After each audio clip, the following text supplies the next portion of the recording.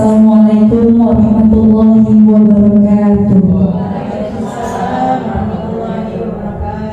Alhamdulillahirabbil alamin wa bihi nasta'in wa ala umuri dunya waddin. Assalatu wassalamu ala asrofil anbiya'i wal mursalin wa ala alihi wa sahbihi ajma'in. Amma ba'd. Yang terhormat Kepala Sekolah SDN Kampung Bulan 3 Bapak Dr. Andes Haji Mutir MM, yang terhormat seluruh dewan guru, staf kalian SDN Kampung Bulan 3, puji serta syukur marilah kita panjatkan kepada Allah Subhanahu wa Ta'ala, karena dengan nikmatnya lah di hari pagi yang penuh rahmat ini kita bisa berkumpul untuk belajar bersama dari guru penggerak PPG, yaitu Ibu Siti Nurhaini, yang akan mensosialisasikan tentang diseminasi budaya positif di sekolah. Salawat dan salam marilah sama-sama kita curahkan kepada baginda Nabi Muhammad sallallahu alaihi wasallam beserta keluarganya, sahabatnya, dan kita sebagai umatnya. Semoga mendapatkan syafaatnya di hari yaumil qiyamah nanti. Amin amin ya rabbal alamin. Bapak Ibu yang saya hormati, mari sama-sama kita buka acara yang penuh rahmat dan barokah ini dengan pembacaan surah Al-Fatihah. Ala hadhihi wa ala kulli niyatin shalihah. Al-Fatihah. A'udzubillahi minasyaitonir rajim. Bismillahirrahmanirrahim. Alhamdulillahirabbil alamin arrahmanir rahim maliki yaumiddin iyyaka na'budu wa iyyaka nasta'in ihdinas siratal mustaqim siratal ladzina an'amta 'alaihim ghairil maghdubi 'alaihim waladdallin. Amin amin ya rabbal alamin. Acara selanjutnya yaitu marilah sama-sama kita dengarkan sambutan dari Kepala Sekolah Bapak Dr. Andes Haji Mutir MM. Kami persilakan.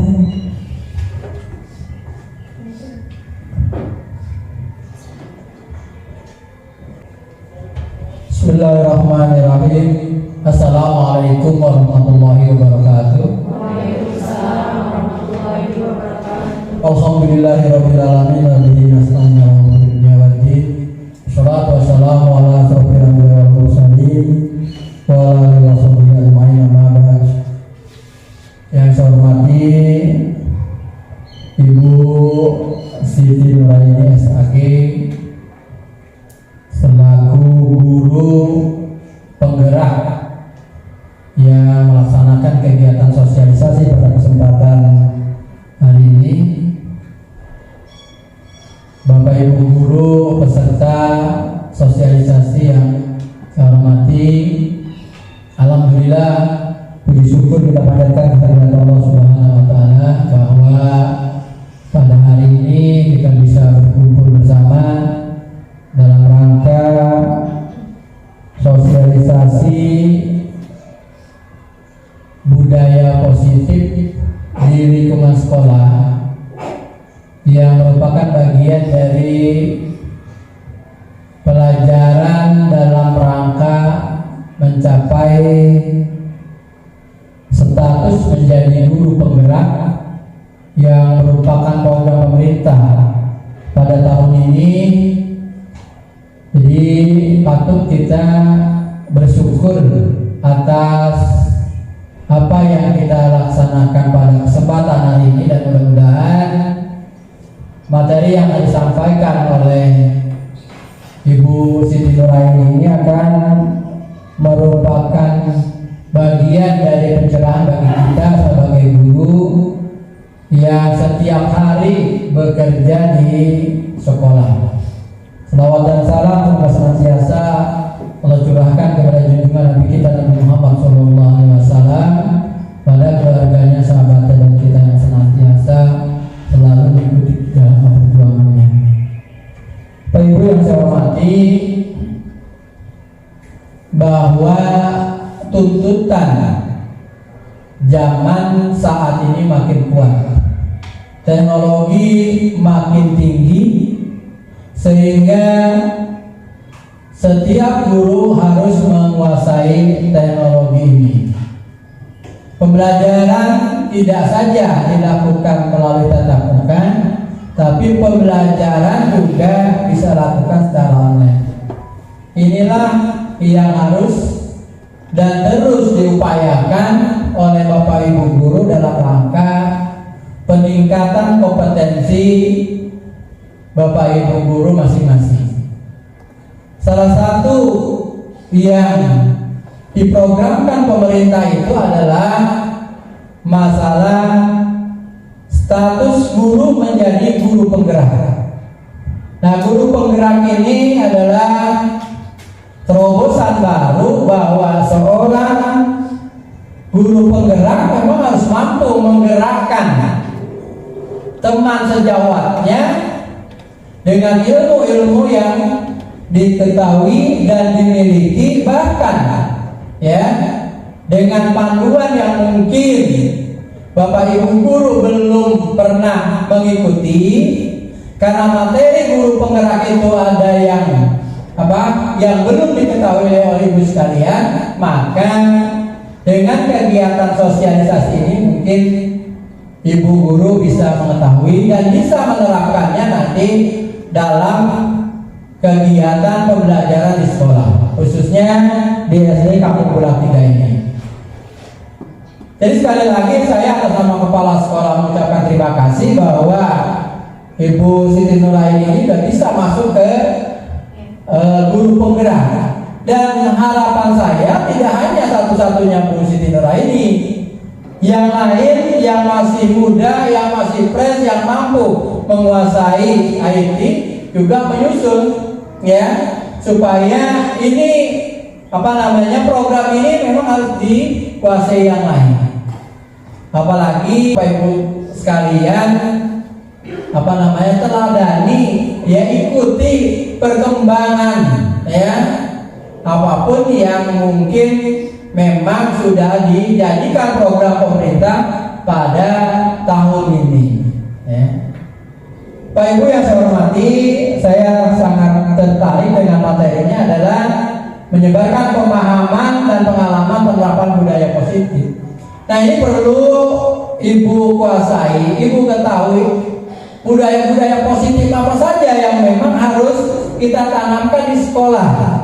Pembiasaan yang kita lakukan itu dengan segala permasalahan yang tidak gitu, ya. Jadi banyak lagi sebenarnya nanti akan disampaikan oleh Ibu Nuraini berkaitan dengan masalah-masalah budaya positif yang ditanamkan, yang bisa ditanamkan dan diterapkan di sekolah. Dan ini merupakan tanggung jawab Bapak Ibu yang harus dilaksanakan. Minimal setelah mengetahui materi yang disampaikan ada perubahan, ya, ada perubahan sikap dan perilaku, ya, kepada anak, kepada kita juga secara pribadi, secara individu sebagai seorang guru, karena kita adalah pelayan, bagaimana menjadi pelayan yang baik, ya.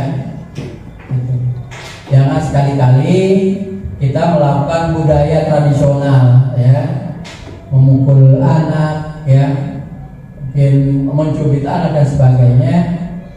Sekarang tidak boleh lagi dilakukan karena kita akan terkena dengan Undang-Undang Perlindungan Anak. Nah, jadi barangkali apa yang nanti akan disampaikan, mari Bapak Ibu ikuti, ya, dengan sebaik-baiknya, sehingga materi ini menambah wawasan dan pengetahuan Bapak Ibu sekalian, termasuk kalau hari ini Bu Nuraini yang menjadi narasumber sebagai guru penggerak, besok Bapak Ibu guru yang lain juga menjadi narasumber sebagai guru penggerak. Itu saja dari saya. Selamat dan sukses kepada Bu Nuraini. Terus lakukan kegiatan-kegiatan yang membawa manfaat, khususnya bagi diri pribadi maupun untuk sekolah, karena ini merupakan tanggung jawab kita semua bagi seorang guru, sehingga ilmu yang dimiliki mari tularkan kepada teman-teman yang memang belum mengetahui kaitannya dengan ilmu-ilmu yang baru. Itu saja dari saya, kurang lebihnya mohon maaf. Assalamualaikum warahmatullahi wabarakatuh.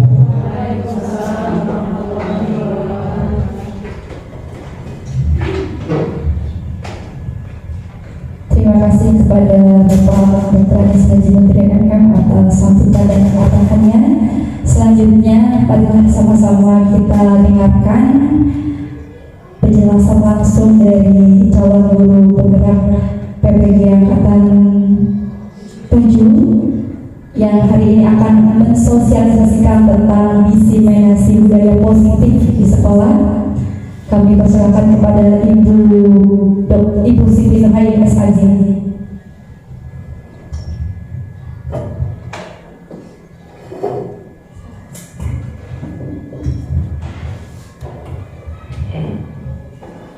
Assalamualaikum warahmatullahi wabarakatuh. Kayaknya masih lemas sampai berkesiman. Ya, diulang lagi salamnya biar semangat Bapak Ibu. Assalamualaikum warahmatullahi wabarakatuh. Terima kasih kepada pengacara. Bismillahirrahmanirrahim.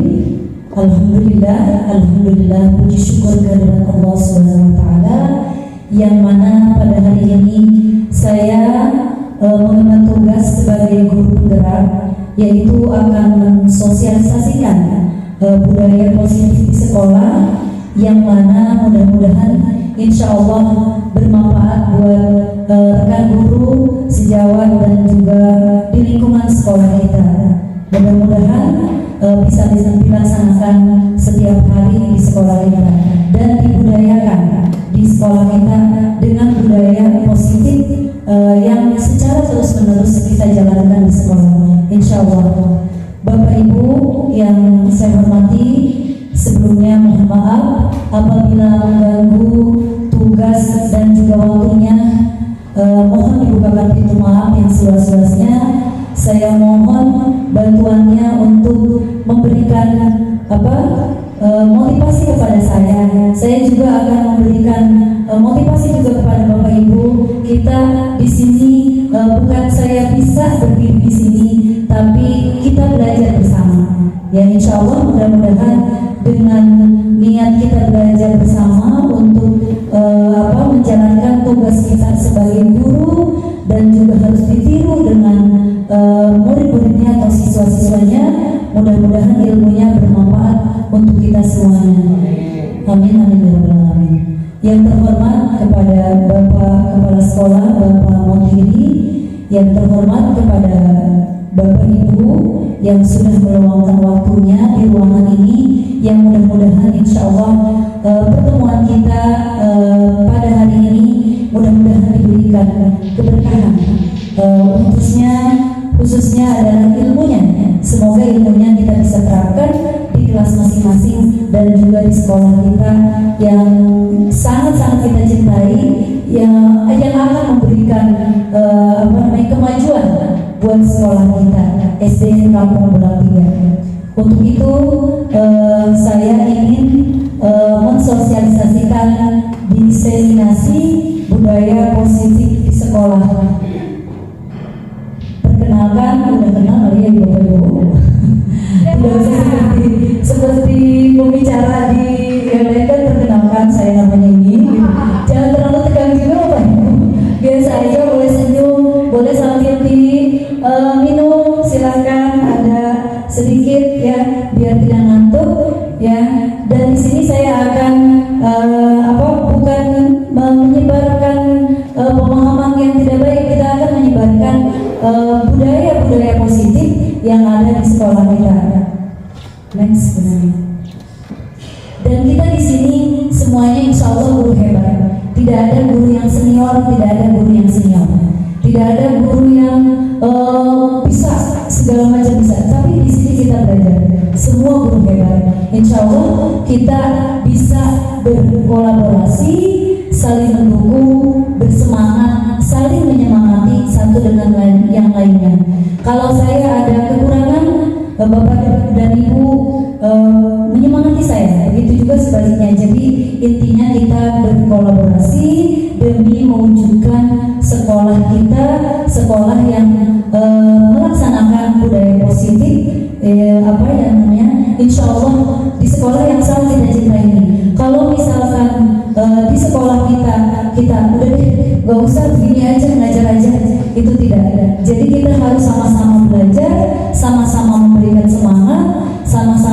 kita berkolaborasi, memberikan ilmunya kepada guru lain. Next. Nah, di sini saya akan memberikan ada bisa dibaca oleh Bapak Ibu, dan juga kita bisa di situ ada yang namanya konsep utama modul budaya positif.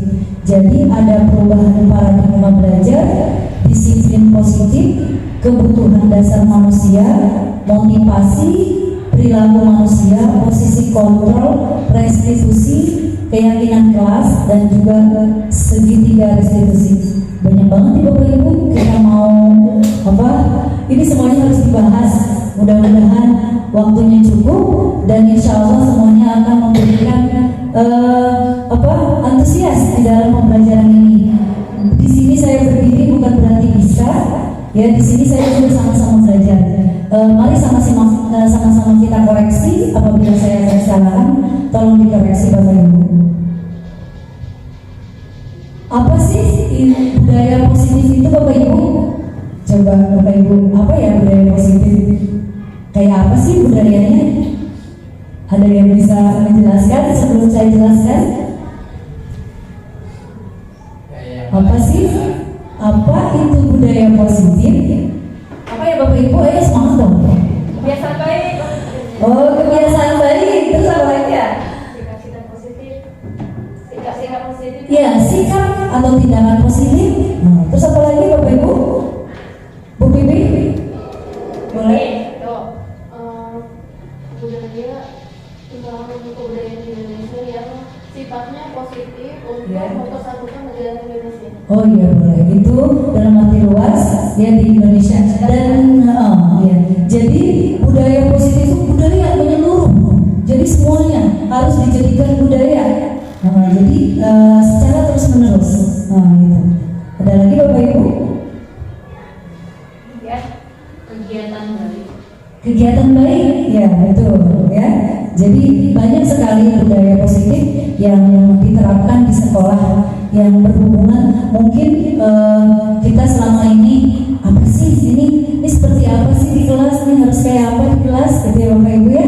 Selama ini kita ternyata anaknya seperti ini berarti belum berbuat baik ya, bukan berarti seperti itu. Ya, jadi budaya positif itu nilai-nilai keyakinan dan kebiasaan-kebiasaan di sekolah yang berpihak kepada murid agar dapat berkembang menjadi pribadi yang kritis, penuh hormat dan tanggung jawab. Jadi keyakinan, jadi yakin budaya positif itu harus diterapkan, bukan saja dilihat ketika guru itu ya anak-anak ini harus dilaksanakan, bukan berarti pas kita menyuruh anak langsung mengikuti, tidak seperti itu, tapi dijadikan kebiasaan, dijadikan keyakinan di dalam diri anak dan juga di lingkungan sekolah. Itu Bapak Ibu. Next. Nah, tadi ada konsepnya, ada pembelajaran dengan paradigma, yaitu pembelajaran dengan paradigma baru dirancang berdasarkan prinsip pembelajaran yang berpihak kepada murid, sehingga setiap murid belajar sesuai dengan kebutuhan dari tahap perkembangan untuk mewujudkan profil pelajar Pancasila. Lagi-lagi berpihak kepada murid. Semua berpihak kepada murid. Jadi bukan berpihak selain murid. Jadi kita menumbuh kembangkan keyakinan kepada anak itu dengan walaupun dengan berbagai macam perilaku anak harus sama, menumbuhkan keyakinan semuanya. Jadi berprinsipnya kepada murid. Ya, jadi apa yang kita lakukan, apa yang kita perbuat di kelas maupun di sekolah itu semuanya untuk anak, semuanya untuk murid. Jadi mendahulukan kepentingan murid dibanding kepentingan kita sendiri. Contohnya apa ya Ibu, Bapak Ibu? Ada nggak contohnya? Silakan. Coba memberikan contoh. Contohnya ada seperti ini. Anak misalkan sudah bisa, misalkan di satu kelas itu ada anak yang maaf ya, untuk ada yang daya berpikirnya kurang, ada yang lebih, ada yang sedang, ada yang istimewa. Ada nggak yang istimewa setiap kelas? Pasti ada ya Bapak Ibu ya. Ada yang istimewa, pasti ada setiap kelas anak-anak yang istimewa. Bukan berarti kita jangan bilang anak itu kurang, bukan. Tidak ada anak yang kurang. Anak itu istimewa, walaupun dia punya perilaku atau kebiasaan yang tidak baik, tapi kita semaksimal mungkin kita upayakan agar si anak itu meyakini dirinya berbuat baik.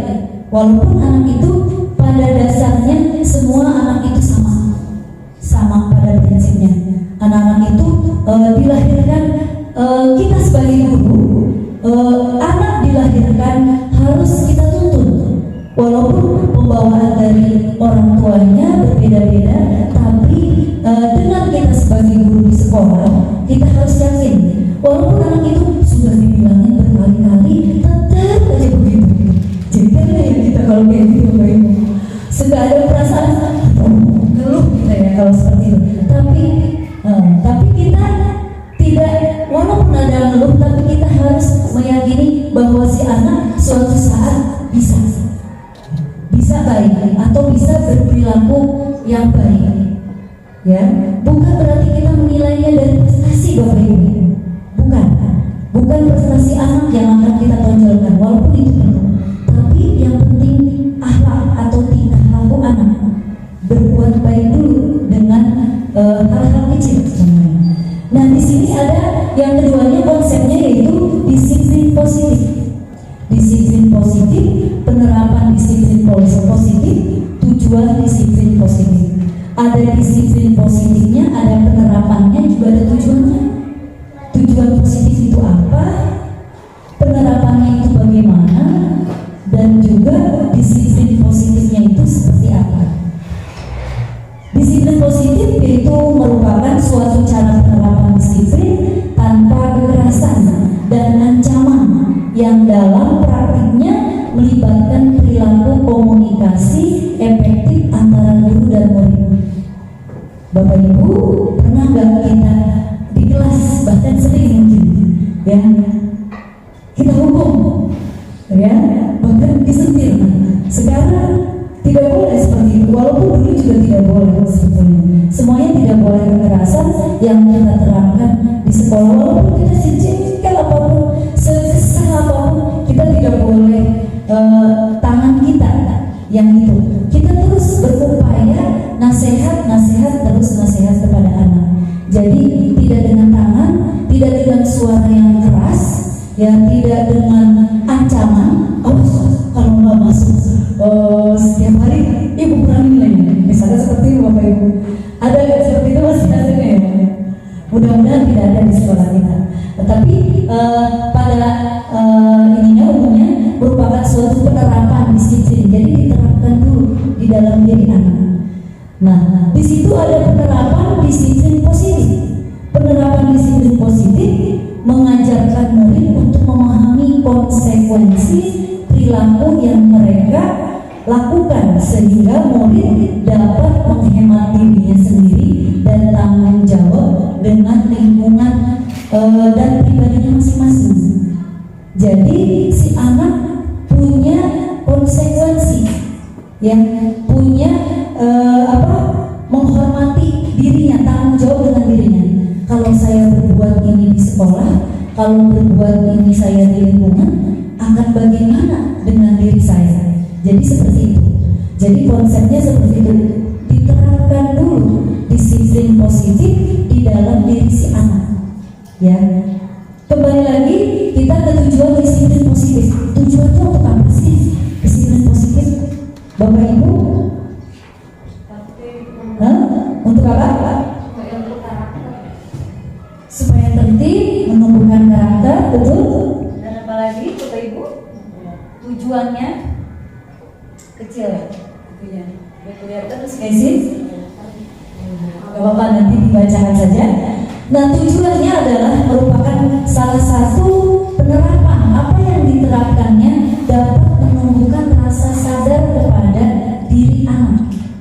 Jadi pemberdayaannya melakukan sesuatu itu tanpa ancaman, sogokan atau hukuman. Jadi tidak ada. Ini anak-anak, kalau anak-anak berbuat baik, bu guru kasih permen satu, bu guru kasih pulpen satu, kasih pensil satu, kasih reward besok dikasih hadiah yang besar. Itu berarti dengan apa Bapak Ibu? Dengan sogokannya. Disogok anak-anak biar baik. Nah makanya di situ ada penerapannya yang positif itu seperti apa di dalam diri si anak. Nih kalau nggak masuk kelas besok nilainya di misalkan jadi ancam. Nah anak jadi masuk kelas. Jadi nanti dijelaskan nanti ke depannya seperti apa. Nah makanya ada dibuat seperti keyakinan. Yakin dengan dirinya si anak bahwa si anak tidak tidak dengan ancaman, tidak dengan sogokan, tidak dengan hukuman, ya. Nah itu next. Iya, apalagi diberi uang misalkan anak-anak. Juga di rumah juga sama Bapak Ibu. Di rumah misalkan kita juga dulu seperti kita dulu waktu kecil kalau puasa 30 hari dapat duit misalnya bonus. Sebenarnya itu juga tidak mendidik ya. Nah itu jadi bagaimana kita menerapkan yakin. Jadi semacam sudah mendarah daging di dalam diri si anak, di pikiran si anak. Oh iya, kalau puasa itu dapat pahala dari Allah. Bagaimana dengan pahalanya? Seperti apa? Nah nanti anak-anak, cuma kita memang cara menerapkannya aja belum baik. Tapi mungkin niatnya orang tua atau guru baik kepada anak. Gitu. Selanjutnya yaitu kebutuhan dasar manusia. Apa sih kebutuhan dasar manusia? Kita sebagai manusia bertahan hidup, penguasaan, kasih sayang dan rasa diterima, kebebasan, kesenangan. Nah itu ada di dalam diri murid. Murid kita pengen di kelasnya nih biar bisa, biar pinter. Seperti apa mereka bertahannya? Nah penguasaan berbagai macam ilmu. Nah kasih sayangnya dari seorang guru juga dengan teman sebaya si anak tadi. Jadi si anak juga dapat merasakan kasih sayang guru terhadap diri si anak tersebut. Jadi maka itu tadi tidak boleh dengan ancaman atau menghardik atau mungkin kadang kita suka lupa juga ya kadang suka spontan udah begitu ya di kelas. Kadang apalagi sambil anaknya tidak bisa diam semuanya, tapi itu bisa mungkin kita arahkan ke hal-hal yang baik. Pada prakteknya mungkin ya bu prakteknya susah di lapangan, di kelas susah. Kalau bicara mungkin gampang, harus ini, tapi kita berusaha walaupun itu sulit, walaupun itu anak itu susah diarahkan. Kita bisa melihat dari sepotong kayu yang pingpong, tapi kalau kita perbaiki terus, insya Allah bisa lempeng kembali walaupun itu tidak lurus seperti awalnya, tapi sebisa mungkin kita punya keyakinan untuk memperbaiki kebiasaan anak. Selalu melakukan kebebasan, ingin bebas. Bebas bukan berarti bebas yang bablas ya, sebebas-bebasnya bebas keliling di kelas anak-anak, bebas ayo mau teriak mau apa dan sebagainya ya. Jadi anak tuh di kelas tuh harus bertahan hidup. Maksudnya kodrat sebagai manusia itu, manusianya itu sendiri bertahan hidup. Jadi anak bisa mempertahankan egonya, bebas mengeluarkan pendapat. Jadi si anak mempertahankan egonya sendiri boleh gitu, dan harus ada kasih sayang ya tentunya, kebebasan, kesenangan juga di kelas juga anak-anak harus senang, tidak boleh. Walau apalagi Bapak Ibu ya, kita di rumah ada masalah, di sekolah memang ada mau seperti apa, tetap kita harus senyum. Tadi ada kata Bapak Kepala Sekolah kita 5S. Kita harus apa? walaupun kita kesel. Senyum, salam, sabar, sopan santun. Walaupun kita kesel, kita senyum aja jadi guru Bapak Ibu ya. Padahal mungkin masalah di rumah banyak. Iya. Jadi anak pun diusahakan di sekolah seperti itu. Jadi ditanya kalau ada anak yang diam aja, kenapa nih anak? Jangan-jangan sakit atau jangan-jangan di rumah tadi mau berangkat diomelin, ngambek nggak dikasih uang jajan misalkan, seperti itu, ya. Selanjutnya yaitu bagaimana memotivasi perilaku manusianya itu sendiri. Nah, di sini ada dorongan yang timbul dari diri seseorang secara sadar maupun tidak sadar untuk melakukan suatu tindakan dengan tujuan tertentu. Ya, sadar atau tidak sadar kita punya tujuan. Ini tujuan kita apa nih untuk anak-anak kita, murid-murid kita? Tujuannya apa? Agar mereka menjadi manusia yang memiliki rasa tanggung jawab, disiplin, disiplin, percaya diri, ya. Jadi ada dorongan yang timbul dari dirinya sendiri, dan juga memang kita sebagai guru itu menuntun saja, menuntun. Jadi walaupun memang berbagai macam karakter anak di kelas itu, kita sebagai guru hanya menuntun anak agar anak bisa melakukan atau di dalam dirinya itu timbul sendiri. Jadi ada kesadaran sendiri. Itu Bapak Ibu. Sampai di sini ada yang mau bertanya? Ada yang mau bertanya sampai di sini sebelum motivasi perilaku manusianya ini ada dari.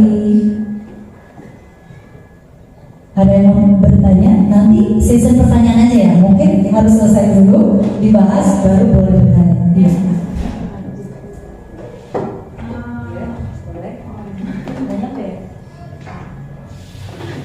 Boleh disebutkan saja Bu Nika. Kalau seandainya nih kita kasih hadiah atau penghargaan, Iya. itu bukan bermaksud untuk menyogokkan ya, maksud tujuannya untuk reward aja pasti anak gitu. Itu bagaimana? Nah, bagaimana kalau kita memberikan reward atau sesuatu bentuknya, entah itu makanan berupa alat tulis atau apapun, di kelas misalnya ya, dia bukan di umum, misalkan perlombaan atau sebagainya, itu jadi menurut ini itu sebenarnya tidak baik. Nanti ditayangkan di slide berikutnya itu dengan hal-hal yang seperti itu. Jadi memberikan reward itu bagaimana si anak biar semangat. Nah nanti jadi si anak itu ketika diberikan reward dia semangat, tapi ketika tidak diberikan loyo lagi, begitu lagi. Jadi ada sisi positif dan ada sisi negatifnya. Sisi positifnya dia bersemangat, tapi ketika waktu itu saja. Tapi besok kembalinya tidak bersemangat. Nah, bagaimana dengan anak-anak yang lain? Ada rasa cemburu juga. Iya, memang. Jadi anak yang lain termotivasi. Tapi ya nanti kalau besok lagi dapat hadiah lagi bagaimana? Nah itu ada positif dan negatifnya. Jadi itu kalau diberikan sesuatu, jadi diupayakan dengan kata-kata dulu, bisa dengan jempol, hebat, keren, gitu, anak hebat, gitu. Bisa boleh seperti itu, keren, hebat, kasih jempol gua. Nah itu, jadi mereka ada rasa timbul di dalam dirinya. Ketika bentuk makanan atau ketika bentuk sesuatu, materi itu sebesar. Jadi kalau hebat, keren, kayak kita ingat di sekolah dulu waktu SD, hebat, kamu keren, teringat terus Bapak Ibu ya. Kayak aku kemarin juga teringat terus ya. Dulu saya pernah dulu sama guru matematika saya misalkan, teringat terus ya sampai sekarang. Iya. Keingatan terus ya. Jadi kalau diberikan apresiasinya dengan misalkan ucapan atau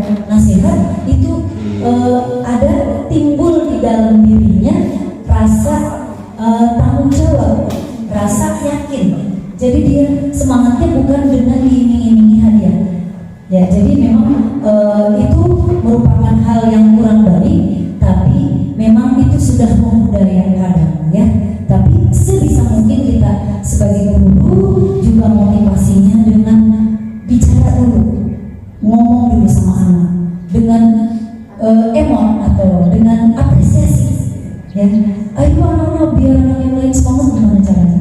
Besok kamu kalau nilai 10 kasih bu guru bintang-bintang yang banyak, misalkan gitu. Bintang boleh gak bu? Guru TK? Boleh bintang. Jadi tidak ada hadiah di bintang, ya Bapak Ibu. Besok kita boleh bikin stempel seperti itu, bikin stempel yang bintangnya banyak. Jadi di sekolah swasta itu kadang dikasih yang berprestasi, misalkan bisa menjawab pertanyaan, mereka dikasih stempel ceplok 5 bintang misalkan. Jadi bagaimana bisa memberikan jawaban yang kurang pas, 1 bintang, 2 bintang, seperti itu. Jadi alangkah banyak cara lain yang kita lakukan selain memberikan hal seperti tadi, ya benar. Gitu? Iya. Nah, tadi motivasi perilaku manusia, menghindari ketidaknyamanan dan kerumunan, murid melakukan disiplin diri karena ia takut dihukum. Tuh, Bapak Ibu. Jadi misalkan contohnya apa ya? Takut dihukum. Besok takut dihukum kalau nggak masuk gitu, misalkan. Bagaimana tuh? Takut, ada rasa takut. Jadi kalau itu nanti dia berbuat seperti itu, kalau itu karena di dalam dirinya takut hukuman aja. Saya nggak mengerjakan PR takut dihukum, kayak gitu. Jadi tidak tanggung jawab di dalam dirinya sendiri. Nah, yang keduanya mendapatkan imbalan seperti tadi, mendapatkan imbalan atau penghargaan dari orang lain. Murid melakukan disiplin diri karena ia ingin mendapatkan imbalan atau motivasinya itu disebut motivasi ekstrinsik. Jadi ada imbalan. Nah, ada lagi satu lagi, menghargai nilai-nilai kebajikan diri sendiri. Murid melakukan disiplin diri karena sadar, nah itu tadi. Jadi disiplin karena sadar sesadar-sadarnya. Jadi ada kesadaran yang timbul dari dalam dirinya sendiri, dan itu merupakan motivasi intrinsik. Jadi kita memberikan motivasinya tidak ekstrinsik, harus intrinsik. Jadi dengan ucapan-ucapan kita yang baik, dengan perilaku kita juga contoh kita yang baik, itu Bapak Ibu. Nah, selanjutnya konsep disiplin dengan identitas gagal. Contohnya ada yang bisa menyebutkan disiplin tapi gagal gitu. Ada nggak Bapak Ibu? Lanjut next. Nah, tadi gagal nih, disiplin tapi anak gagal. Tapi ada juga nanti yang berhasilnya. Di sini yang gagal ada 2, hukuman dan penghargaan. Jadi disiplin tapi gagal di dalam dirinya. Tidak ada rasa yakin di dalam dirinya bahwa ia sudah disiplin, cuma disiplin karena takut gitu ya. Jadi Karena nggak ada rating jadinya. iya, tidak ada ranking, tidak boleh karena jadi anak-anak itu merasa dirinya, ya saya terakhir, aduh jadi down, ya. Terus juga kadang kalau nggak ada ranking dihukum lagi di rumah sama orang tuanya. Aduh, nggak diberikan inilah, nggak diberikan itu. Nah itu seperti itu. Ya jadi pertama hukuman itu menyakitkan, sakit deh di sini, sakit di sini. Ada nggak yang sakitnya di sini? Sakit banget. Kayak bagaimana buat sakitnya di sini? Iya, kita keingetan terus sama Bapak Ibu kalau dihukum. Ayo anak-anak maju ke depan dulu, begini nggak kita gitu, suruh berdiri sambil angkat kaki, kalau enggak muter-muter di lapangan sampai ada yang pingsan. Bahkan sesuai zamannya kita tidak boleh hal seperti itu lagi. Begitu juga di dalam lingkungan keluarga, kita tidak boleh menghukum. Hukuman itu menyakitkan murid jadi takut, memaksa murid, menyembunyikan kesalahan, murid menjadi rendah diri. Nah, itu kayaknya ya kalau dihukum aku malu banget. Iya, beda zaman. Kata Pak Ustaz, katanya gini, kata Nabi, didiklah anak-anakmu, betul nggak? Sesuai dengan zamannya, kodratnya jangan dihilangkan, tapi sesuai zamannya. Seperti juga menurut Ki Hajar Dewantara, seperti itu sama. Didiklah anak-anakmu sesuai dengan kodrat alam dan kodrat zaman. Kodrat si anak tidak boleh lepas, tapi alam nih, zaman kita harus sesuai zaman. Dari zaman kita kecil beda cara mendidik, tidak ada yang melawan orang tua. Anak-anak tidak ada yang melawan kepada orang. Sekarang kita mau bicara sebentar pun anak-anak di sekolah sudah rusuh. Itu beda zaman. Memang sudah seperti itu. Jadi didiklah anak-anak. Betul ya Pak Ustaz? Saya salah ya? Betul ya? Itu hadis Nabi atau apa ya Pak Ustaz? Hadis Nabi. Didiklah anak-anakmu sesuai dengan zamannya, kata Nabi juga. Sama seperti yang diajarkan Ki Hajar Dewantara. Guru itu menuntut, mendidik anak itu dengan menuntut aja. Anak itu sudah ada ditakdirkan sudah seperti ini. Nah tinggal kita ngelempeng-lempengin. Nah seperti itu Bapak Ibu. Ya, jadi kalau diberikan hukuman anak-anak menyakitkan. Jadi kita ingat nggak Bapak Ibu waktu di sekolah kan kayak waktu dihukum keingetan sampai sekarang ya? Keinget ya Bu? Ibu pernah dihukum apa Bu dulu sekolah? Dihukum apa Bu? Kalau nilainya di bawah 5 dijepret pakai kayu dulu mah, penggaris kayu yang panjang Mas. Sama ya berarti semuanya zaman kita Zaman zaman yang masih mudaan ke sini ada Amela sama ini waktu kelas 3 di Sulawesi perkalian 1 sampai 10 kalau ngantor pakai penggaris kayu. Masya Allah, masih bisa pakai garis zaman kita. Iya, tapi memang kerasa dapatnya, ya kerasa dapat ilmunya, tapi keingetan di sini, sakitnya tuh di sini. Tapi kita tidak ada rasa sakit hati ya, tidak ada. Tapi cuma di sini aja. Jadi konsepnya tidak tidak baik. Biar dari hukum kita terus bagaimana nih? Jadi memang kita anak-anak itu bisanya zaman dulu tuh karena dihukum jadi bisa. Memang dulu zamannya beda. Dulu belum ada teknologi sampai sekarang. Anak-anak sudah bisa apa bisa ini. Gurunya menang di sekolah cepet bisa kan? Nggak bisa nge-WA orang tua ya. Dan anak-anak seperti dulu, Bapak Ibu, itu tidak pernah cerita orang di sekolah.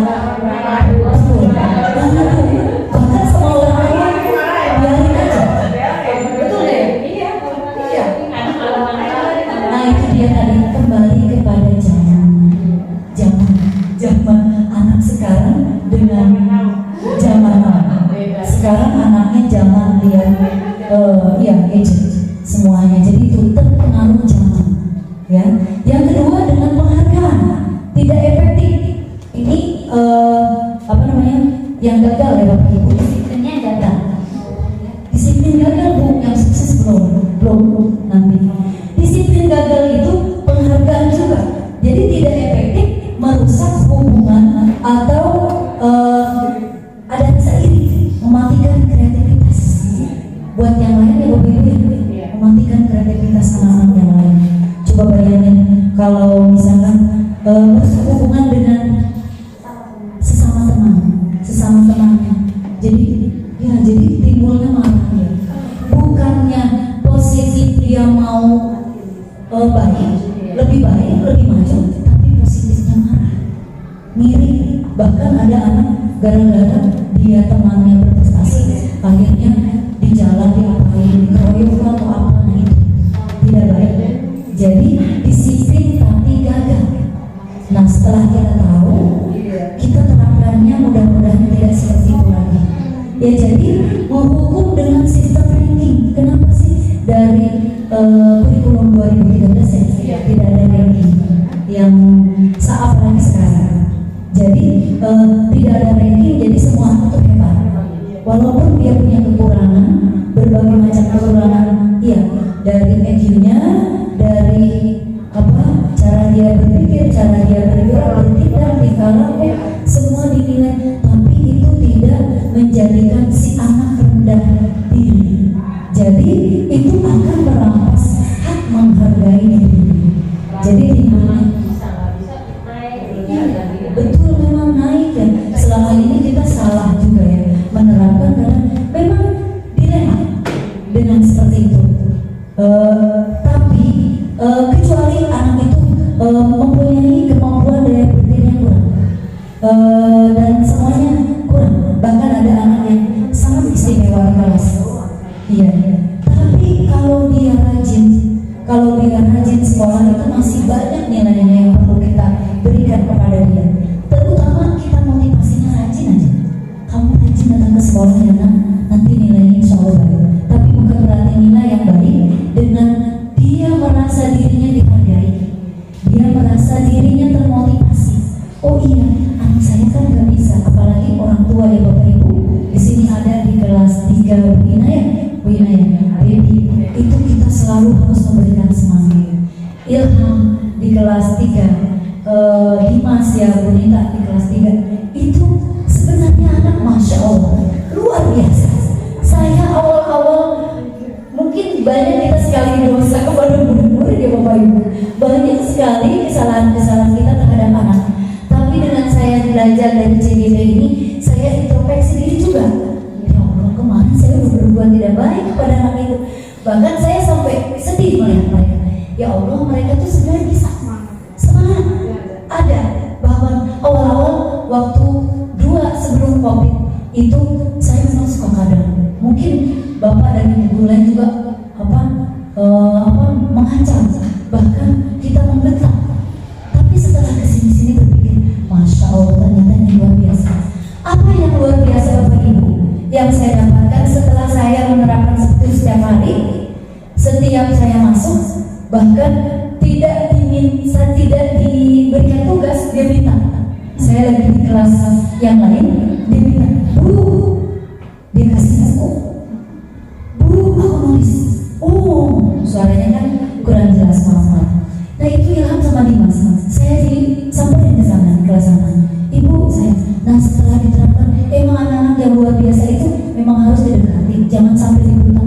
Dulu kita bentak, kesel dengan diri kita, akhirnya kita naik darah tinggi ya Bu, suka pusing di sekolah, pulang-pulang darah tinggi, ya.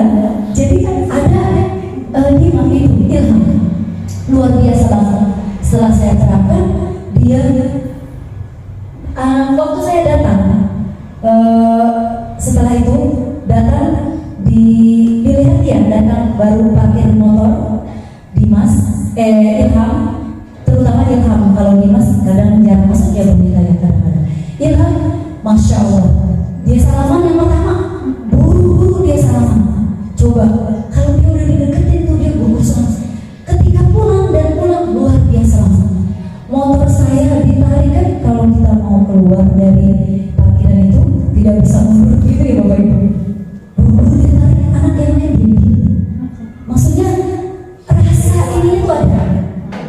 Pedulinya tinggi, luar biasa. Walaupun di kelas dia ada ke teman-temannya, tapi sekarang udah kondusif ya Bu Nita ya, udah semakin kondusif kadang-kadang. Jadi mungkin dorongan dari sekolah juga wajib, dari orang tuanya di rumah. Nah itu terutama kita harus bagaimana caranya mendisiplinkan anak, harus berkolaborasi dengan orang tua murid.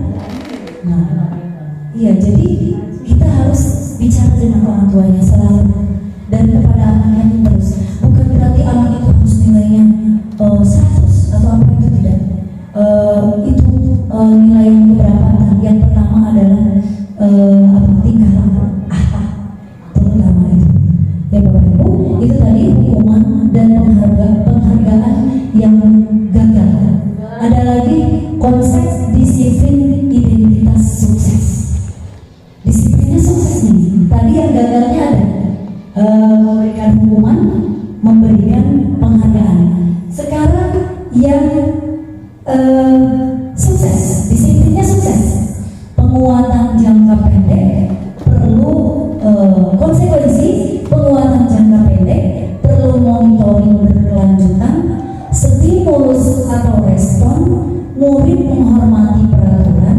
kehilangan waktu untuk merenungi kesalahan. Nah ini masih ada ini yang disiplin sukses. Tapi kira-kira Bapak Ibu pilih yang konsekuensi apa restitusi?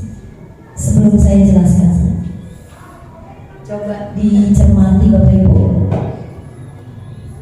Bu Bibi, boleh dibaca coba. Pilih yang mana nih, konsekuensi atau restitusi? Sepakat restitusi Bapak Ibu? Iya, betul, memang. Jadi harus restitusi, namanya nanti ada restitusi segitiga. Nah, jadi konsekuensi itu penguatannya cuma pendek. Konsekuensi nanti anak kalau nggak ini nih bagaimana? Jadi dia cuma jangka pendek. Jadi tapi harus terus berkelanjutan, terus aja dimonitoring. Walaupun juga ini yang restitusi itu beberapa kasus. Misalkan kasus apa kita dengan konsepnya restitusi.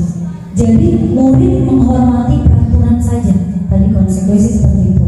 Kehilangan waktu untuk merenungi kesalahan. Jadi dia nggak ada waktu, nggak pernah direnungi kesalahan dia itu apa. Jadi udah salah, dah gitu. Jadi seperti itu Bapak Ibu. Restitusi itu bagaimana murid bertanggung jawab untuk perilakunya. Fokus pada pemecahan masalah jangka panjang, murid menghormati dirinya dan orang lain, ya. Teori kontrol dirinya, memegang kontrol, murid bersemangat memperbaiki kesalahan. Nah, itu Bapak Ibu. Jadi yang kita maksudkan di sini adalah disiplinnya yang sukses. Jadi ada yang namanya restitusi. Ya, bagaimana itu restitusi? Konsepnya, penanganannya atau pendekatannya seperti apa? Menanamkannya seperti apa kepada anak? Dilihat. Jadi sebelum kita jauh untuk penanganannya seperti apa, kita pengertian dulu. Pengertiannya apa sih restitusi? Udah pernah dengar nih Bapak Ibu? Udah dengar apa enggak? Oh belum. Baru sekarang. Bu Mela sudah pernah dengar. Iya. Nah ini pengertiannya seperti ini. Restitusi adalah proses menciptakan kondisi bagi murid untuk memperbaiki kesalahan mereka sehingga mereka bisa kembali kepada kelompoknya mereka dengan karakter yang lebih kuat. Ini menurut pakar dosen. Ya, jadi itu Bapak Ibu. Jadi menciptakan kondisi murid agar bisa dia setelah berbuat salah, dia bisa memperbaiki dirinya sendiri. Jadi ada di dalam dirinya sendiri sadar. Tadi sadar. Jadi memperbaiki dirinya itu sehingga mereka kembali, oh iya, saya salah, harus begini. Ya, jadi nanti ada yang namanya ciri-ciri restitusi. Ciri-cirinya yaitu bukan menebus kesalahan, namun belajar dari kesalahan. Memperbaiki hubungan, tawaran bukan paksaan, menuntut untuk melihat ke dalam dirinya sendiri. Dan yang kelimanya, mencari kebutuhan dasar yang mendasari tindakan. Fokus pada karakter bukan tindakan.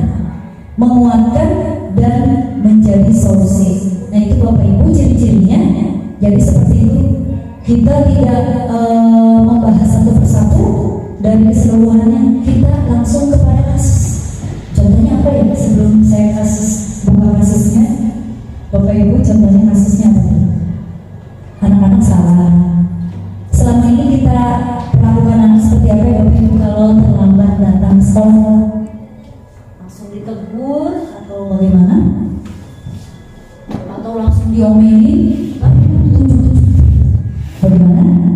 Solusinya ditegur, betul. Terus apa lagi? Dinasehati. Terus apa lagi ya? Gimana alasannya? Alasannya betul kenapa?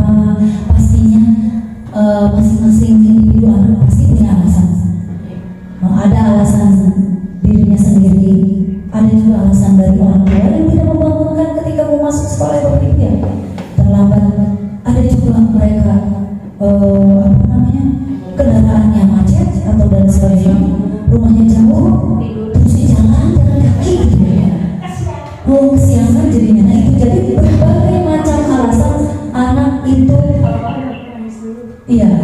nangis dulu, mungkin minta duit jajan udah dikasih-kasih. Saya dulu pernah seperti itu dulu waktu masih sekolah SD ya. Nah itu contoh kasus, kita buka contohnya seperti ini Bapak Ibu ya. Ada contoh kasusnya hukuman, ada konsekuensi restitusi. Bapak Ibu pilih hukuman, konsekuensi, restitusi. Contoh kasus nih, kita mau hukum anak, kasusnya anak tuh telat datang, kita hukum. Terus konsekuensi atau restitusi? Restitusi, betul. Jadi selama ini kadang kita anak terlambat datang, udah masuk. Dengan begitu aja Bapak Ibu ya. Terus kita nggak ada timbal baliknya nanti seperti apa setelah anak terlambat datang. Setelahnya 5 menit, kalau nggak 10 menit atau setengah jam. Terus anak tuh dihukum dengan cara apa? Coba Bapak Ibu. Dihukum, saya tidak terlambat lagi datang ke sekolah. Gitu deh. Iya. Betul, harus di apa tuh? Oh, datangnya gitu. Aduh, bagaimana gitu. Tidak dengan satu kalimat, tidak dengan ucapan membentak. Ini yang datang, emang kita seperti itu kadang-kadang Bapak Ibu ya, kadang suka menerapkan. Kemarin saya juga suka seperti itu, tidak munafik kita semua. Pasti ada kadang rasa kesal kepada anak, bahkan sudah menuntut pelajaran lama, dia baru datang. Ya, hukuman guru menghukum siswa tersebut hormat pelihara. Tadi kembali lagi ke zaman dulu, nah itu juga ya. Pernah dihukum Bu Montiana suruh hormat pelihara. Pacaran. Iya, itu juga ada contoh kasusnya tidak telat datang aja. Anak-anak tidak memakai atribut. Saya juga suka menghukum seperti ini. Berdiri di depan, terus ayo berdiri baris. Sebenarnya itu juga tidak baik. Jadi boleh anak masuk ke kelas semuanya. Masuk ke kelas tetap. Berarti setelah saya mengikuti pembelajaran calon guru penggerak, ternyata itu ada hal yang tidak baik. Jadi misalnya telat datang, terus tidak pakai seragam lengkap, kita tulis saya akan mengerjakan tugas sampai berlembar. Betul nggak? Kita tuh kayak gitu. Benar. Dia ketawa. Sekarang tidak boleh Bapak Ibu. Jadi bagaimana dengan restitusi tadi? Pengen tahu nanti konsekuensi. Guru memberikan konsekuensi untuk mengerjakan PR-nya saat istirahat. Nah, atau dikerjakan sebanyak 3 kali lipat banyak banget. PR tulis banyak-banyaknya berapa? 5 lembar. Saya impor tangannya anak. Ya Bapak Ibu, itu tidak boleh. Jadi harus yang kita terapkan adalah restitusi. Guru menanyakan keyakinan kelas atau dirinya dan membantu siswa menyelesaikan masalahnya. Guru terbuka dan siswa menghormati dirinya dan orang lain. Itu. Iya betul. Tapi penanaman, intinya kita menanamkan keyakinan. Bagaimana caranya dengan restitusi tadi? Kita sebelumnya membuat kesepakatan kelas, membuat keyakinan kelas. Nah, jadi kita buat keyakinan kelas di kelas. Jadi sebelum melakukan restitusi ini, kita melakukan di kelas. Pas anak baru masuk ke kelas, baru pertama kali permulaan belajar, kita membuat keyakinan kelas atau kesepakatan dengan anak. Yuk anak-anak sepakatnya, anak-anak mau apa nih? Nanti boleh ditempel di depan. Kalau datang terlambat, kasih anak-anak secari kertas. Kesepakatan kelas kita seperti apa? Kalau datang terlambat, maka akan apa? Jadi itu. Jadi walaupun dibuat hukuman, itu anak tidak ada karena ada kesepakatan. Jadi anak tidak ngedumel. Oh saya dihukum sama guru. Kalau tidak ada kesepakatan, tiba-tiba dihukum, tiba-tiba dia ditanya, itu pasti anak langsung guru tuh begini. Nah itu jadi kita pertama kali sebelum ada kasus ini, pas baru masuk pertama kali datang ke sekolah, kita membuat kesepakatan kelas dengan anak, keyakinan kelas yang simpel-simpel aja kata-katanya, tidak mengganggu teman. Konsekuensinya seperti apa? atau mengumpul teman, atau mengembalikan buku kepada tempatnya, itu termasuk keyakinan keras. Jadi ada buku berantakan, bagaimana keyakinan apa kesepakatannya seperti apa nih? Jadi walaupun dia ada teguran, ada semacam taruhlah kita hukuman, itu anak harus sepakat. Jadi tidak ada jadi mereka menyadari, sadar, oh iya kan kemarin udah kesepakatan kelas kita ya Bu, kalau saya datang telat saya harus apa gitu. Oh iya, jadi begini, jadi bedanya tata tertib dengan keyakinan. Jadi keyakinan itu penanaman keyakinan dari dalam diri anak, bagaimana supaya anak disiplin. Anak sendiri yang buat, bukan kita yang buat. Jadi kita kasih kertas ke anak-anak, nanti ditempel di dinding kelas. Jadi caranya kesepakatan. Jadi sekarang dengan seperti ini, jadi bukan peraturan lagi yang kita terapkan. Kalau aturan kan ini diatur, ini harus begini. Jadi cuma guru aja yang capek. Ya betul Bapak Ibu. Kalau peraturan ya. Kalau keyakinan, jadi dia walaupun kena teguran atau kena nasihat itu sama kita, jadi oh iya saya salah. Jadi dia menyadari. Kalau masalah kesepakatan itu kamu Iya, Bapak terus. Nah itu tadi kita sebagai guru terus menuntut, jangan sampai patah semangat kita untuk menuntut terus. Karena guru itu tugasnya hanya menuntut. Bagaimana dia itu meyakini dirinya dengan rasa tanggung jawab. Jadi ada rasa tanggung jawab. Jadi timbul keyakinan dalam diri sendiri, bukan paksaan. Kalau kita pasang peraturan atau tapi ini harus begini, cuma dipajang aja ya Bapak Ibu. Jadi kita yang nuliskan ya, atau peraturan ya. Kalau kesepakatan, jadi anak dikasih kertas.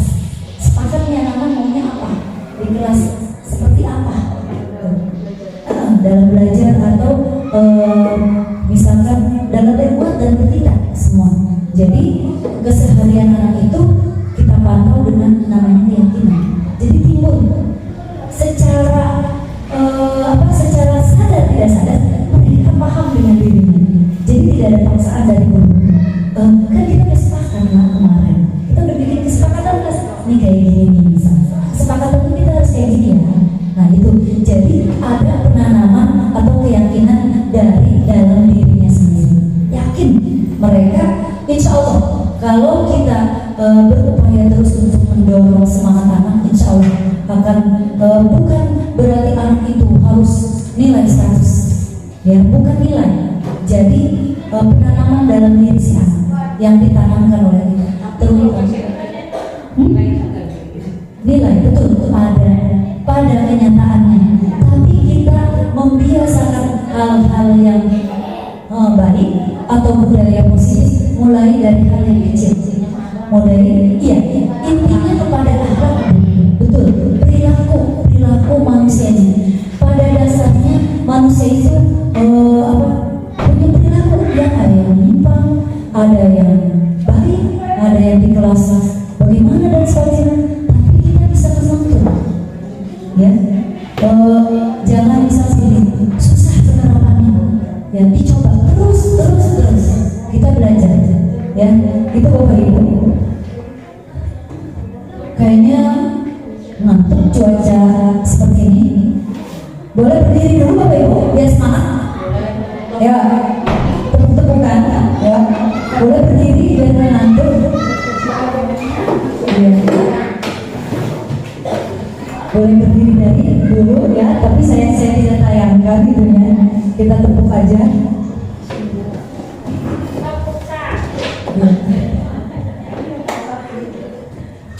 Tepuk satu aja juga lumayan. Tepuk 1, tepuk 2, tepuk 3, tepuk 3. Iya. Berapa? Tepat gitu. Tepuk 1 biar semangat gitu, biar nggak ngantuk Bapak Ibunya.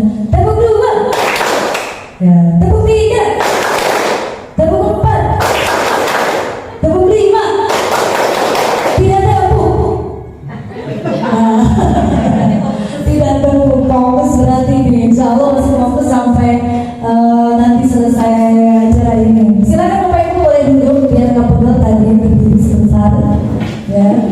Nah, sekarang kita lanjut poin berikutnya yaitu posisi kontrol restitusi. Bagaimana cara kita mengontrol restitusi tersebut? Nah, yang pertama boleh dibacain, Bapak Ibu, Sada boleh dibacain? Boleh. Saya minta Bu Dian bisa dibacakan, boleh? Biar nggak ngantuk Bu Dian. Harusnya ada permen ya Bapak. 5 posisi kontrol restitusi. Yang pertama, penghukum patuhi aturan sekolah, lalu berdiri di depan barisan. Pembuat rasa bersalah. Berapa kali Bu Guru harus memberitahu kamu, Bu Guru kecewa sama kamu. Teman, ayolah yang tertib. Buat Bu Guru bangga, kali ini tidak apa-apa kamu salah. Pemantau, kamu sedang melanggar apa peraturan dan konsekuensinya? Manajer, apakah kamu tahu kesalahanmu? Kira-kira bagaimana kamu akan memperbaiki kesalahan ini?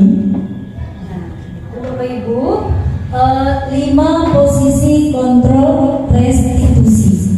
Jadi tadi lagi-lagi penghukum, patuhi aturan sekolah, lalu berdiri di depan barisan.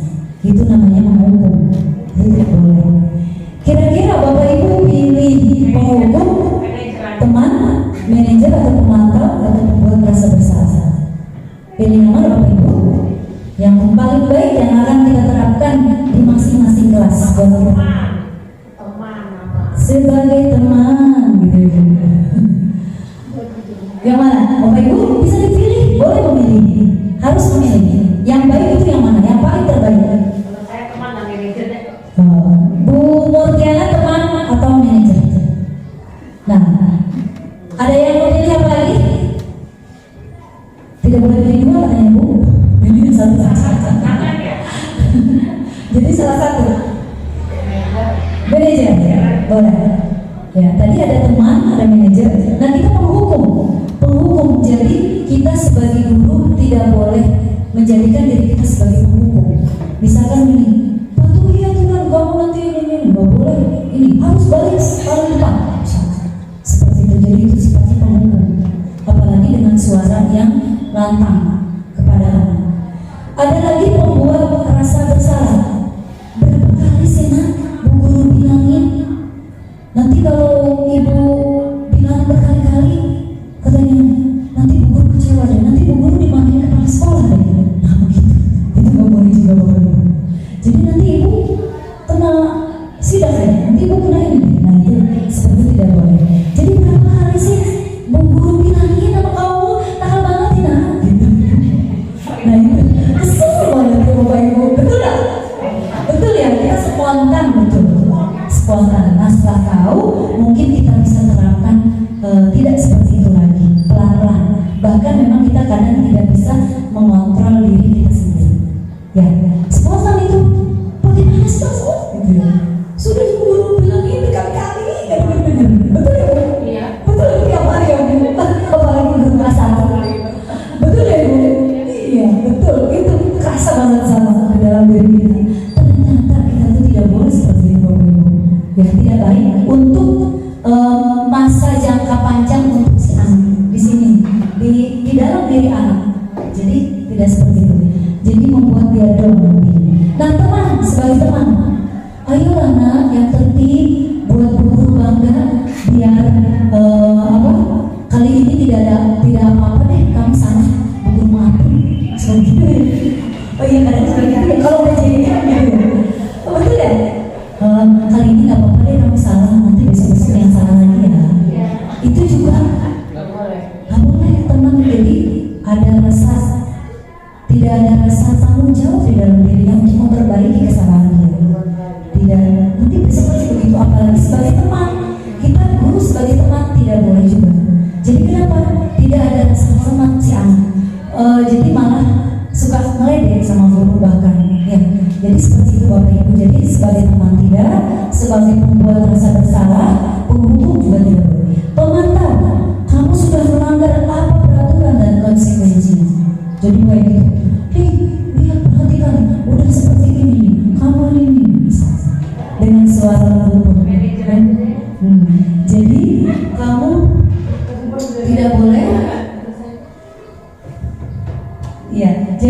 tidak boleh berbuat tadi seperti tadi ya, seperti tadi tidak boleh ya.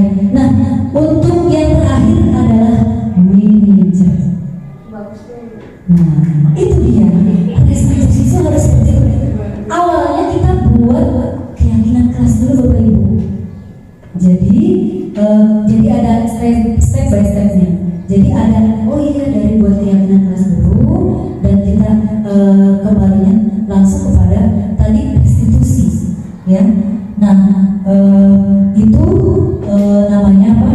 Sebagai manajer. Jadi anak-anak itu, murid itu merasa dirinya tanggung jawab terhadap dirinya sendiri dari seperti itu. Jadi tidak mereka ada rasa, oh iya saya sudah salah, tapi konsekuensinya saya harus memperbaiki kesalahan saya dengan tidak terpaksa kembali, tidak mengulangi.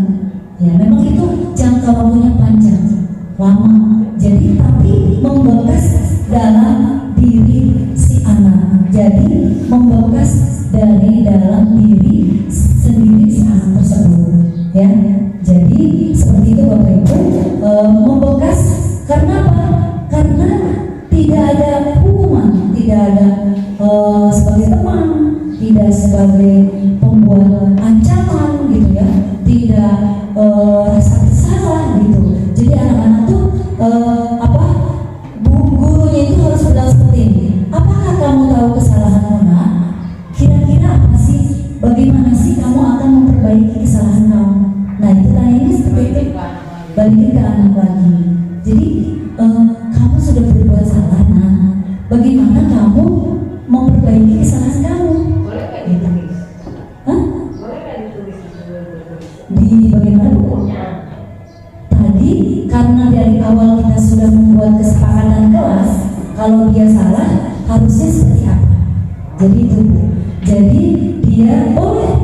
Jadi kita nanyanya bukan ayo dong tertib, nanti guru ini nih diomelin kepala sekolah kalau mau tertib, itu nggak boleh kan ya Bu? Iya. Itu penghukum juga Bu, sebagai penghukum. Jadi kita anak-anak misalkan salah nih, sudah mendang temannya atau memukul temannya, terus saya tidak akan memukul teman saya ini sampai 3 hari tuh, sampai 3 hari tidak lama. Maksudnya kesalahan dia apa kesalahan dia tulis dengan diri sendiri aja di situ. enggak, jadi tidak Bu, jadi tidak ditulis, jadi nanti ada next kasusnya lagi. Ya, bagus pertanyaan dari Bu Murliana. Nah, tadi nanti aku dibahasnya setelah ini keyakinan kelas. Contoh di umum di jalanan misalkan gini. Mengapa keyakinan kelas? Mengapa tidak peraturan kelas saja? Waktu itu kita tata tertib sekolah, peraturan sekolah, peraturan kelas, ini, bla bla bla, banyak peraturannya. Nah, contohnya mengapa kita memiliki peraturan tentang penggunaan helm pada saat mengendarai kendaraan roda 2 atau motor? Mengapa sih kita itu peraturan apa? Peraturan yang apa ya? Bukan keselamatan ya? Bukan. Ya, jadi itu seperti itu Bapak Ibu. Dan mengapa kita memiliki peraturan tentang penggunaan masker dan mencuci tangan? Jadi untuk sehat kan? Jadi sehat itu terus-terus kan? Terus kalau mengendarai motor pakai helm, nah itu peraturan aja. Besok-besok kalau ada polisi nggak pakai, enggak. Untuk keselamatan. Jadi kita pilih selamat nih Bapak Ibu. Nah, kegiatan membuat keyakinan kelas, saya sudah menginginkannya di kelas dan Bapak Ibu bisa lihat, tapi saya belum sempat menempelnya di dinding-dinding ya. Nah, itu kesepakatan dulu dengan anak, merumuskan keyakinannya, berdiskusi, menempelkan keyakinan di kelas. Seperti itu Bapak Ibu. Next. Nah, contohnya seperti ini, hal kecil. Contohnya disiplin kelas, keyakinan kelas, disiplin waktu. Jadi seperti tadi, punya kertas kecil, tempel-tempelin, boleh tempelannya itu langsung ditempel di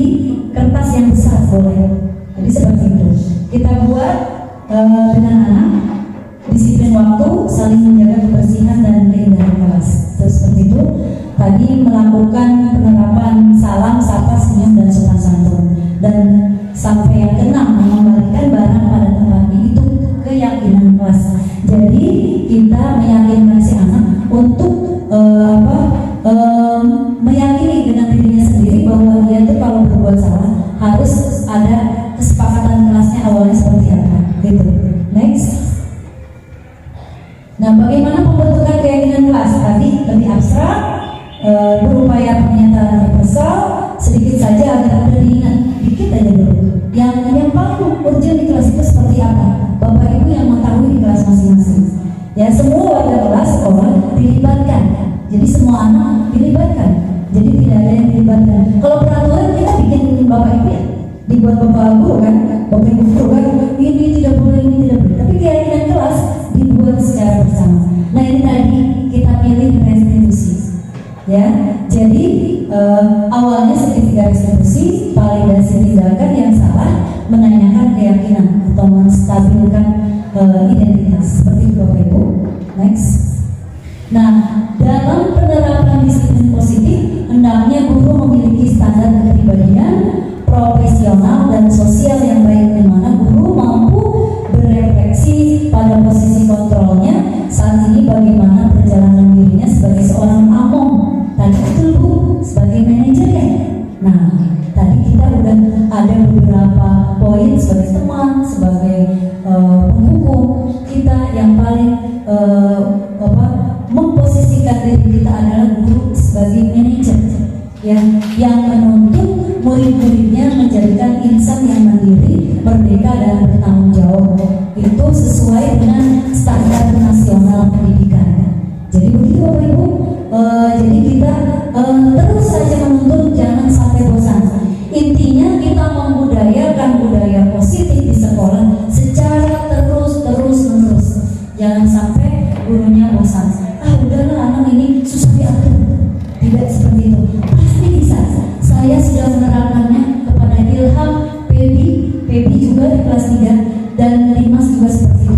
Ternyata anak yang memiliki kelebihan, anak yang memiliki anak yang istimewa, ternyata Masya Allah luar biasa.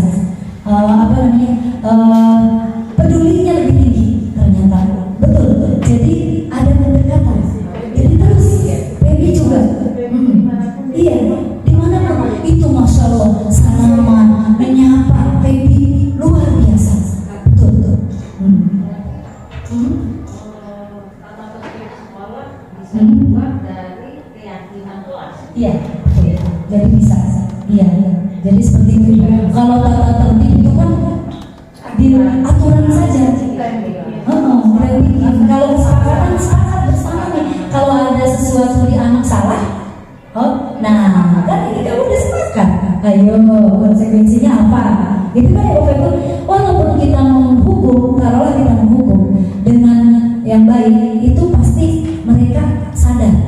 Oh iya, saya salah ya Bu. Ya udah, saya akan memperbaiki kesalahan saya. Jadi pertama, kalau anak salah, kita jangan disalahkan di depan anak. Jangan diomelin wow di depan kelas. Setelah pelajaran selesai, kita ajak ngobrol. Jadi, temannya suka ngeledek, misalnya temannya ngeledekin, terus atau enggak berbuat kasar gitu ya. Nah, itu yang temannya berbuat kasar itu kita panggil, tapi setelah anak-anak pulang atau setelah anak-anak istirahat, tidak di depan si anak.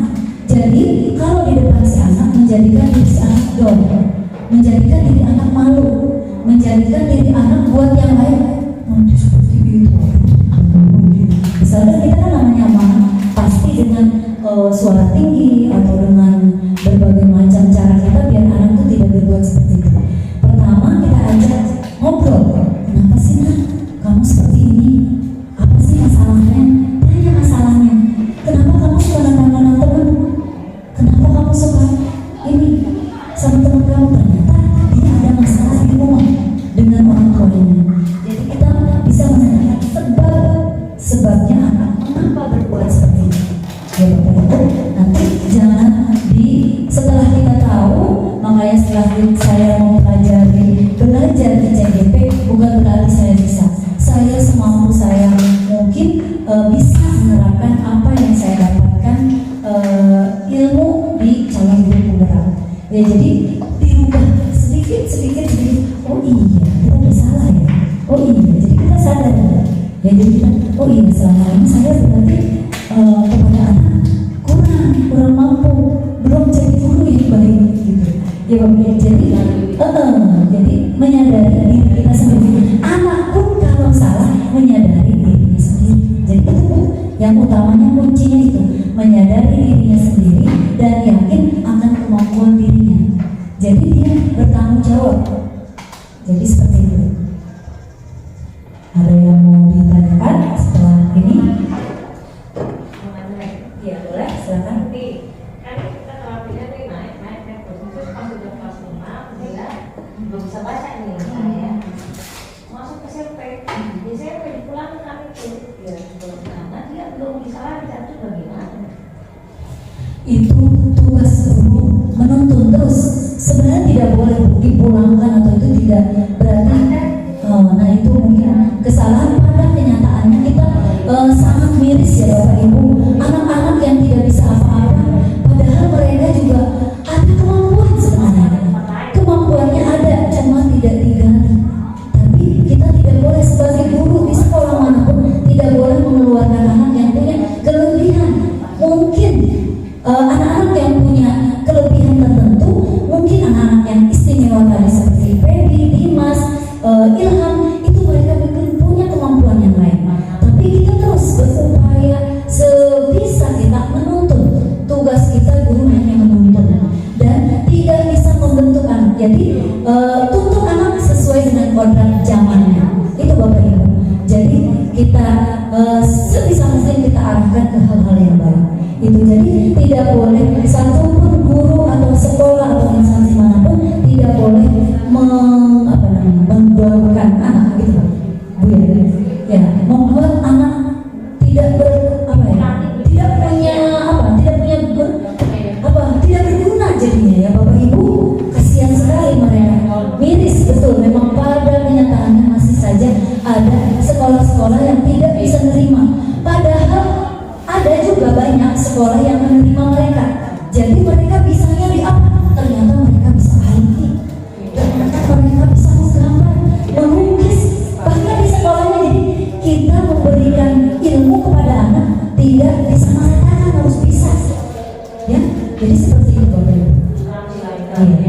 Ya mudah-mudahan insya Allah dengan pembelajaran kali ini ya Bapak Ibu mendapatkan, saya juga belajar, masih belajar, Bapak Ibu juga belajar. Insya Allah nanti kita saling sharing, berkolaborasi agar kita dapat menyiapkan budaya positif di sekolah kita, terutama di kelas masing-masing. Mudah-mudahan dengan saya bisa mensosialisasikannya ini kepada Bapak Ibu, mudah-mudahan semuanya bisa diterapkan di kelas masing-masing. Ya, satu lagi masih ada waktu Bapak Ibu. Udah jam 11, mau jumatan Bapak-bapaknya. Kayaknya semangat banget ini. Ya, semangat. Jadi boleh kita nanti diskusi setelah ini dan kita saling berdiskusi aja. Nanti caranya seperti ini, caranya seperti ini. Iya, jadi tadi kan sebagai guru harus punya apa tadi ya? Rasa apa tuh?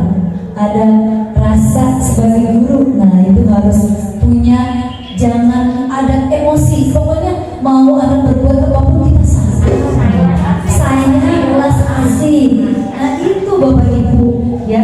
Jadi mudah-mudahan apa yang kita kemarin di sekolah belum kita mengontrol diri kita sebagai guru, mudah-mudahan dengan adanya saya menyampaikan diseminasi budaya positif di sekolah, mudah-mudahan bisa diterapkannya ya Bapak Ibu. Dan kalau misalkan ada hal-hal yang belum paham atau itu, monggo kita saling berdiskusi. Nah, ya, mudah-mudahan hari ini kita bermanfaat dan mudah-mudahan saya juga kurang dan lebihnya mohon maaf apabila dalam penyampaian saya kurang pas atau mungkin bahkan masih tadi mau bertanya lagi, masih pengen terus kita belajar. Semangat banget Bapak Ibu, Ibu guru hebat dan Ibu guru yang keren ya. Jadi kita tidak puas dengan waktu hanya sebentar ini saja. Mudah-mudahan nanti lain waktu kita bisa berdiskusi dan berkolaborasi lagi. Mudah-mudahan kita bisa mendapatkan manfaat yang sebanyak-banyaknya dari pembelajaran ini, dan kurang lebihnya saya mohon maaf. Wabillahi taufiq wal hidayah. Wassalamualaikum warahmatullahi wabarakatuh.